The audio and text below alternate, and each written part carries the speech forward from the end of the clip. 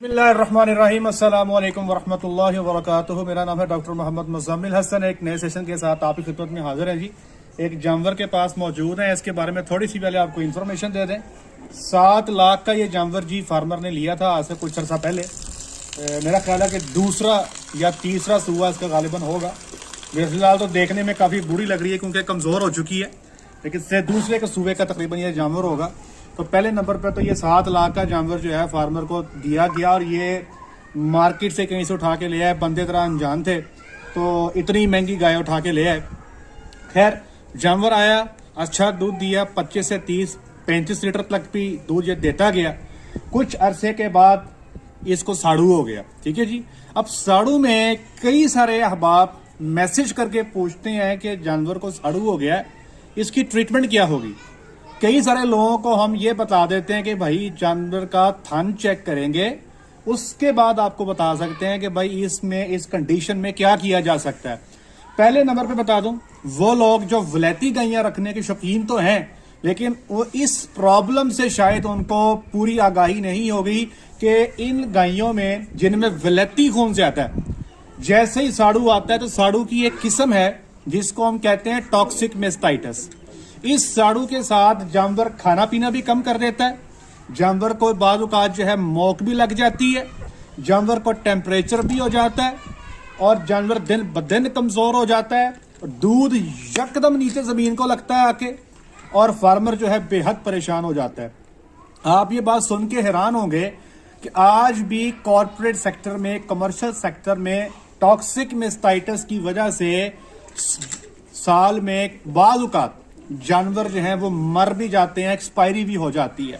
ये चूंकि 2-3 गायों वाला फार्मर है, मेरे दोस्त हैं, घर के पास ही रहते हैं, इनके लिए क्योंकि रोजाना जानवरों की हाथ से मिल्किंग करते हैं तो जैसे ही फर्क आया इन्होंने पकड़ लिया। तो जब बड़े कमर्शियल सेटअप्स में आप जाते हैं जहां पे 2000-3000 कैटल की मिल्किंग होती है, तो सम टाइम जैसे होता है कि जानवर थोड़ा सा अंडर रिपोर्ट हो जाता है। तो जब तक पता चलता है तब तक जानवर जो है वो ट्रीटमेंट के खाते से बाहर हो जाता है और एक्सपायरी की तरफ भी चले जाता है। इसमें सडन डेथ के चांसेस भी हो सकते हैं। अब सबसे पहले मैंने आपको पूरी कंडीशन बता दी। 1 महीने से इस जानवर का ट्रीटमेंट हो रहा है, मैंने इसको आज देखा है और जानवर की सेहत आप देख सकते हैं। अभी पहले से कुछ खाना पीना ऐसे शुरू कर दिया है, डायरिया इसका कवर हो गया है, आंखों में चमक वापस आ गई है, बुखार इसका उतर गया है। अब मैं इसका थन चेक किया और मैंने फार्मर से ये कहा कि भाई पहले नंबर पे इसका थन मर गया। तो ये बात याद रखें कि कुछ चीज़ें ऐसी हैं, कुछ हकीकतें ऐसी हैं जिसको मान लेने में ही सच्चाई है। पहले देख लें कि इसका थन जो है ये पूरा हैवाना देखें जी, ये सूज गया है, ये देखें जी स्वेलिंग है ठीक ठाक किस्म की। ठीक है जी। ये पत्थर की तरह हार्ड हो गया है और इसमें से ये मटेरियल जो निकलता है बिल्कुल कम, मेरा ख्याल है हार्डली कोई 10-12 धारें इसमें से आती हैं। अच्छा एक बात मैं आपको बता दूं, एक हिंट देता हूं आपको। जब भी कभी आप एनिमल के थन की ट्रीटमेंट करने लगे हों तो वो केस जो ज़्यादा लंबे अरसे से ख़राब हो गए हों, ठीक ना हो रहे हों, या अमूमी तौर पे वो जानवर जो ड्राई प्रेग्नेंट हैं उनके किसी थन को साड़ू हो जाए तो उसको चेक करने के लिए अपने हाथ पे थन की धारें मारें और स्मेल करें। अगर आपको इसमें से गंदी स्मेल आती है तो 99% केसेस में ये आपका थन ठीक नहीं होगा, ये डेड हो जाएगा। ये हमारा 12 साल एक्सपीरियंस है। आज तक हमने 12 सालों में कोई एक थन भी ऐसा जिसमें से स्मेल आती हो हमने ठीक होता नहीं देखा। देसी टोटके भी हमने करके देखे, हमने अंग्रेजी दवाइयां भी लगाकर देखी, वो वापस थन ठीक नहीं होते। अब हमारा मकसद ये है, क्योंकि थन पे स्वेलिंग बहुत ज्यादा है, उस थन पे सोज की वजह से अगले थन जो है वो भी डैमेज हो रहे हैं, परला थन जो है वो भी थोड़ा सा डिस्टर्ब हो रहा है और जानवर का चूंकि दूध बिल्कुल ही कम है। अब हमारा अगला जो टारगेट है, हमारा जो अगला मकसद ये है कि थन की स्वेलिंग को कम किया जाए ताकि बाकी की जो 3 थन है वो अपनी प्रोडक्शन पे वापस आ जाएं। तो याद रखें कि जब भी मेस्टाइटिस का, साड़ू का आपने ट्रीटमेंट करना हो तो पहले थन को चेक करना जरूरी है। अब यही फार्मर अगर मेरे पास घर आ जाते, मैं इनको ट्रीटमेंट लिख के देता तो इसका कोई अफाका नहीं होना था और अब शायद मैं ये कह के भेज देता कि भाई आप 5 दिन ये ट्रीटमेंट करें, ये 5 दिन बाद मुझसे रब्ता करते, मैं कोई एंटीबायोटिक चेंज करके लिख देता ये फिर इस्तेमाल करते हैं, फिर 5 दिन बाद मैं कोई नई एंटीबायोटिक चला देता। इस गरीबनी के गर्दन पे सुइयां 1 महीने से लग रही हैं, लेकिन आने का फर्क नहीं है। भाई कैसे फर्क होगा जब इंसान की डेथ हो जाती है ना जी, तो आप जो मर्जी कर लें, उस मरे इंसान को दोबारा जिंदा आप नहीं कर सकते, जो आप मर्जी कर लें। तो इसी तरह ये जो थन है, ये जो क्वार्टर है इसका, ये डेड हो गया है।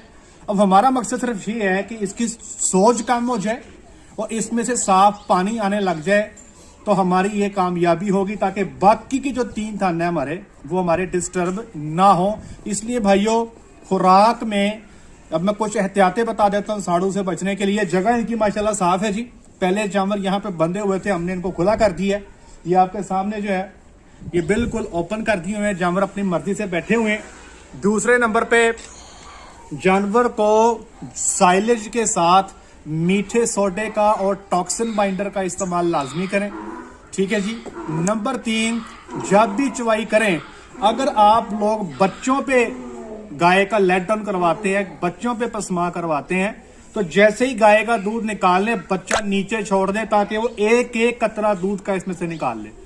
चवाई करने के बाद इसके थनों पे दवाई यहाँ पर पहले नहीं लग रही थी, अब वो लग रही, जैसे आप देख रहे हैं रेड कलर की दवाई है, हलीना टिप इस पे इस्तेमाल हो रही है। तो ये इसका इस्तेमाल जो है ये आपने लाजमी करना है, ताकि साड़ू इसको जानवर को ना हो सके। चुवाई जब शुरू करनी है तो कोशिश करें अच्छी तरह जानवर का हिवाना थन साफ कर लें, पानी से धो लें तो ज्यादा बेहतर है। फिर टिश्यू से इसके थन को खुश्क करें और इसकी चुवाई करें। कोशिश करें फीडिंग जो है, ये आगे खुरली है जी, जानवर को पट्ठा यहाँ पर साइलेज, पट्ठा, वंडा सब कुछ मिक्स करके दिया जाता है। TMR, जैसे मैंने कहा कि छोटे फार्मर का यही TMR है, दिखा देते हैं आपको। ये देखें जी, इसके अंदर हर चीज मिक्स है, इसमें वंडा, इसमें साइलेज, इसमें टॉक्सिन बाइंडर, ब्ला ब्ला ब्ला, जो भी डलता है सब कुछ मिक्स है। ये जानवर के आगे होना चाहिए। कोशिश करें कि चवाई के बाद जानवर कोई आधा घंटा फीड पे खड़ा खाता रहे तो ज्यादा बेहतर है, उससे जानवर के थन के सुराख जो है वो बंद हो जाते हैं। तो ये चंद चीदा स्टेप थे जिससे जो है आप जानवर को साड़ू से बचा सकते हैं। बाकी याद रखिएगा कि इस नस्ल में ये जो हमारी वलैती गाय है, जो इसमें क्रॉस का ब्लड ज्यादा है, इनमें ये प्रॉब्लम होता है। और इस पे जितना जल्दी चढ़ जाएंगे उतना ही आसानी होगी। बेहतर है कि एहतियात करें, ना ये प्रॉब्लम हो। अब ये जानवर देखें 7 लाख का इन्होंने खरीदा, वैसे मेरे हिसाब से ये 5 लाख से ऊपर का जानवर नहीं था जो साथ में लिया गया। बहरहाल अब इतना महंगा जानवर जिसका एक थन भी खराब हो चुका, अब ये दूध भी इसका थोड़ा रह गया, अब 10 से 12 महीने कम से कम ये नुकसान करेगी, क्योंकि इसको हम प्रेग्नेंट करेंगे। प्रेग्नेंट होने के बाद 9 महीना ये अपने अंदर बच्चा रखेगी। दूध से ये अभी भी भाग चुकी है, थोड़ा सा दूध है इसके नीचे। तो ये एक कंटिन्यूस लॉस है जो फार्मर को बर्दाश्त करना पड़ता है। जितना अपने आप को बचत कर लेंगे, इन चीजों से बचा लेंगे।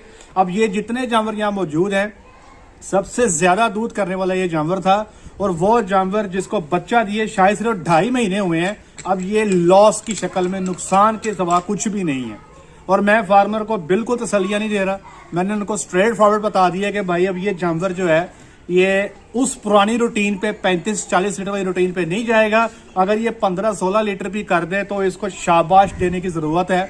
हमारे पास कुछ गायें ऐसी भी होती हैं जो टॉक्सिक मेस्टाइटिस के बाद जब वो बच जाएं तो उनकी जो प्रोडक्शन है वो अपनी ओरिजिनल प्रोडक्शन का 20-30% ही रह जाती है। खाती वो फिर उतना ही है बाद में, लेकिन दूध में कन्वर्ट नहीं कर रही होती।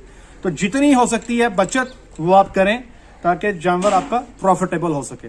आज तक के लिए इतना ही। अपना ख्याल रखिएगा, दुआ में याद रखिएगा, 5 वक्त की नमाज अदा कीजिएगा। अस्सलाम वालेकुम।